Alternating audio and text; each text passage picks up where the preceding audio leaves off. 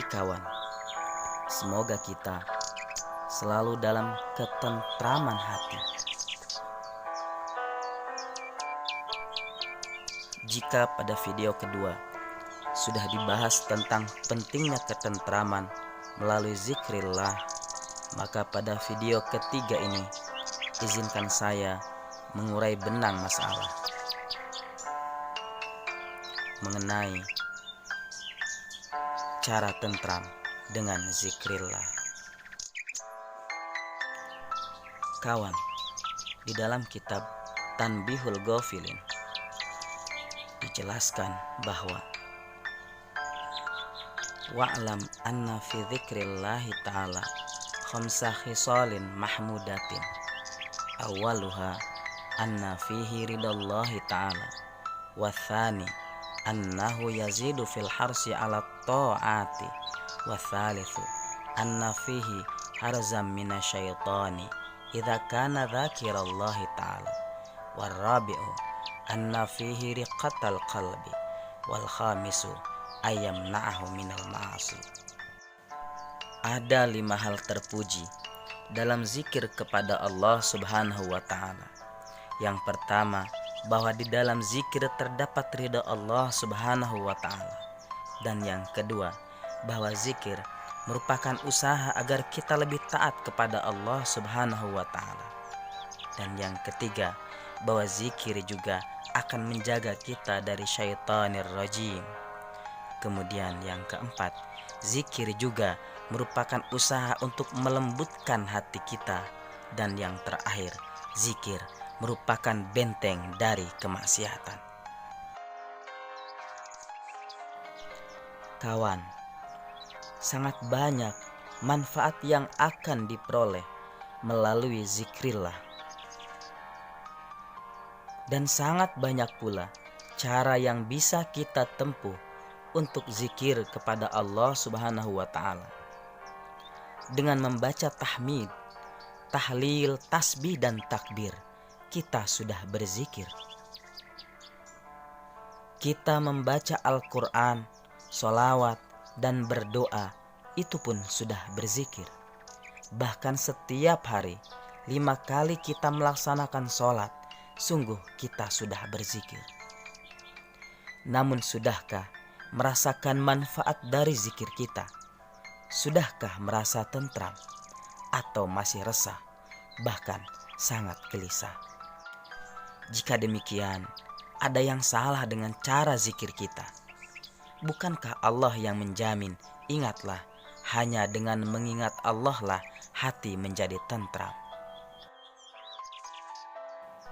Kawan,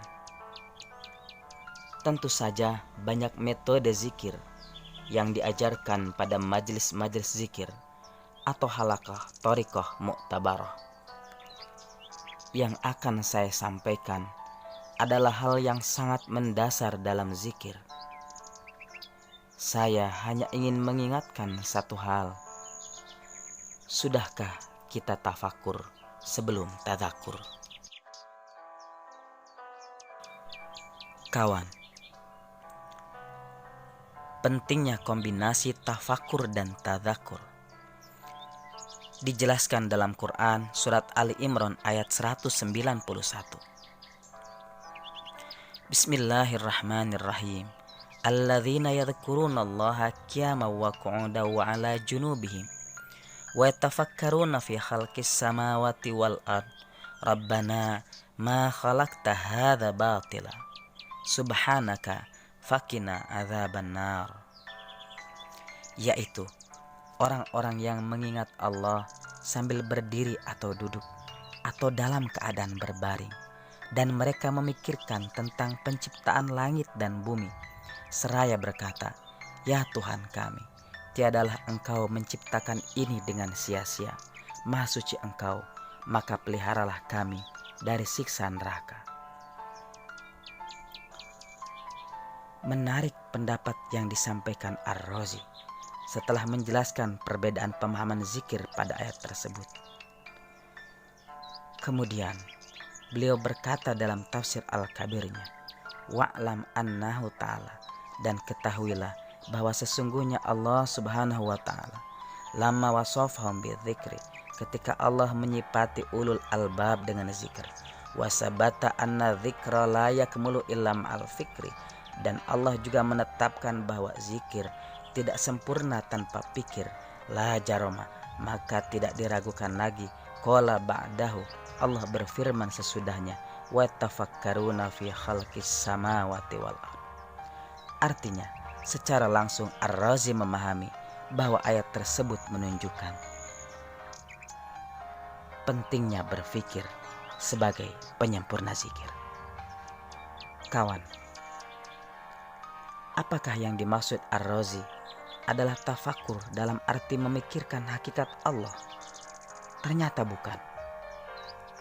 Karena memang yang mengetahui secara pasti tentang hakikatnya hanyalah Allah Subhanahu wa taala sendiri. Lalu apa yang dipikirkan dalam rangka menyempurnakan zikir? Sebagaimana tertera pada ayat, bahwa yang dipikirkan adalah penciptaan langit dan bumi. Lalu apa hubungannya memikirkan langit dan bumi dengan penyempurnaan zikrullah? Kembali menarik apa yang dikatakan Ar-Razi, meskipun beliau mencantumkan kalimat kontroversi, namun penjelasan sesudahnya sangat penting dipahami. Man arafa nafsahu bil hudus, barang siapa yang mengetahui bahwa dirinya baru, arafa rabbahu bil kidam, maka ia mengetahui bahwa Tuhannya terdahulu.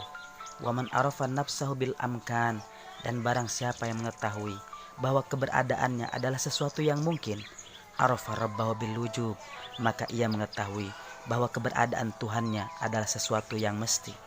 Artinya, keberadaan dirinya tergantung apakah Tuhannya mau menciptakan dia atau tidak.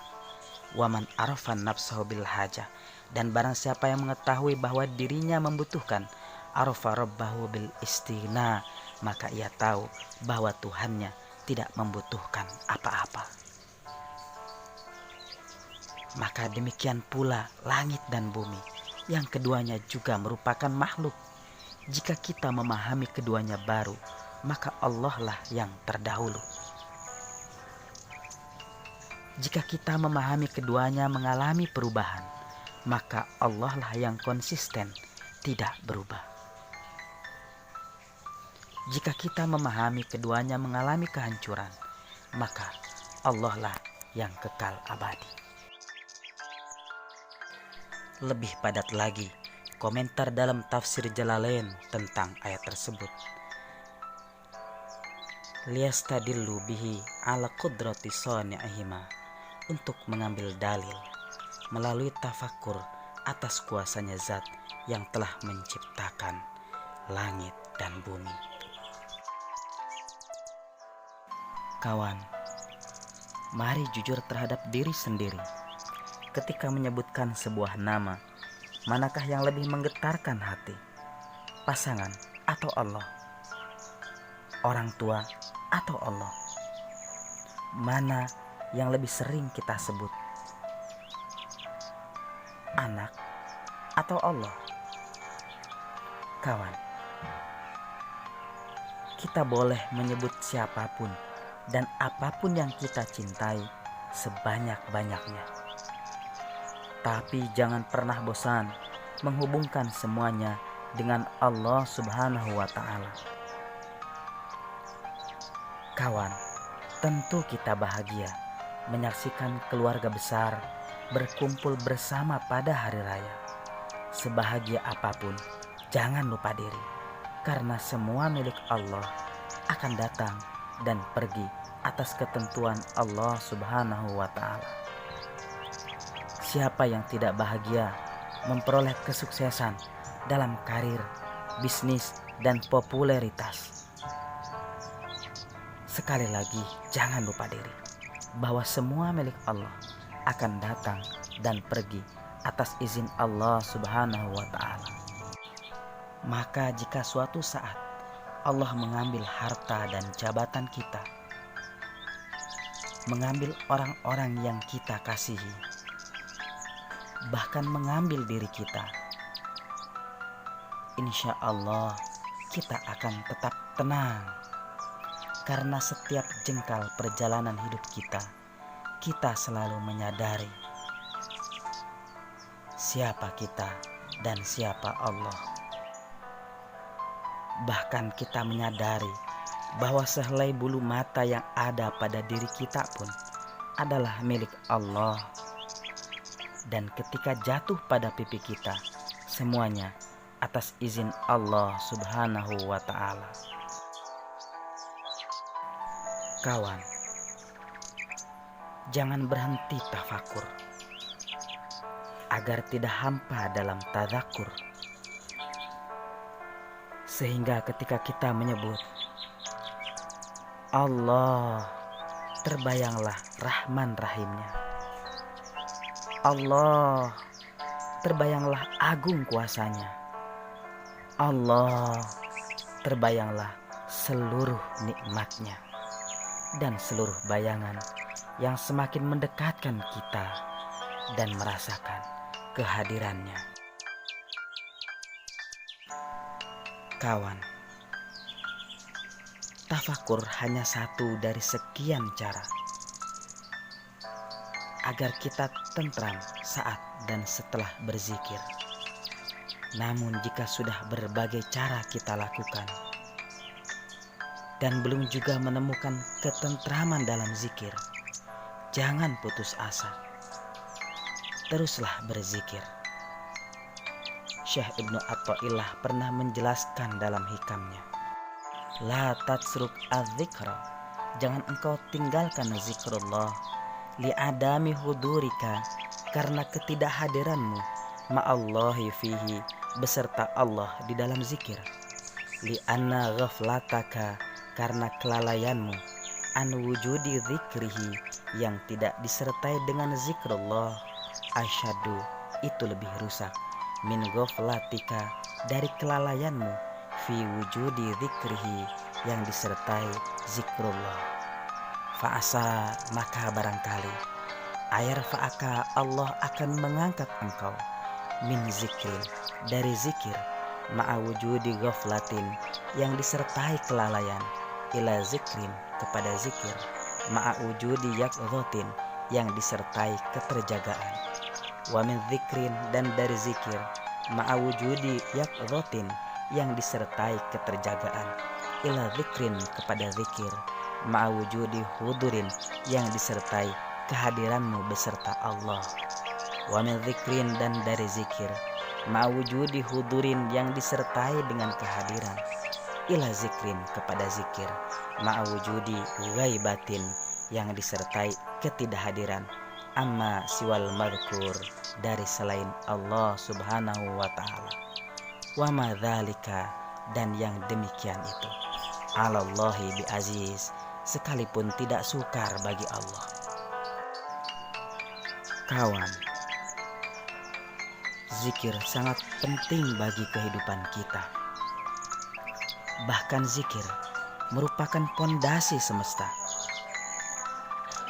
An Anasin, anna Rasulullah sallallahu alaihi wasallam qala, la taqumu sa'atu hatta la yuqalu fil ardi Allah, Allah. Dari Anas, bahwa Rasulullah sallallahu alaihi wasallam bersabda, kiamat tidak terjadi hingga di muka bumi tidak diucapkan Allah, Allah.